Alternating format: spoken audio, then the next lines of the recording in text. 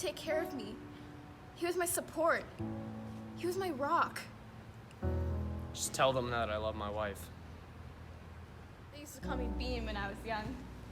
Because I was skinny, like a beanpole. Folks around here are the same. We work on cars, and we race them.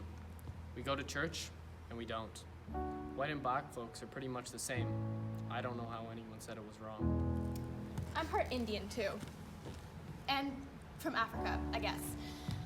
Don't know much about Africa, but I guess I'm from there. My name is Mildred Jenner. Oh yeah, I'm Richard Loving. It was the law in 24 states in 1959 that a black person and a white person could not be married. Marriage between people of different race is termed miscegenation.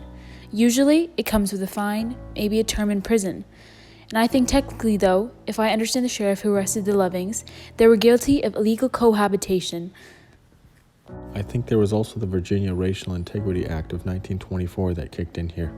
Basically, the Racial Integrity Act required that a racial description of every person be recorded at birth.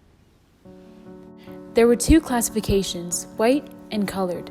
Colored included African, American Indian, and pretty much everything else. I guess Chinese, Japanese, Hawaiian, Eskimo. It defined race by one-drop rule. 1 drop of colored blood, and then you were colored. The law criminalized all marriages between white persons and non-white persons. The Lovings first met when Mildred was 11 and Richard was 17. He was a family friend, but their dating courtship didn't begin till years later. They grew up about 3 or 4 miles apart and were raised in a relatively mixed community, and they saw themselves as family.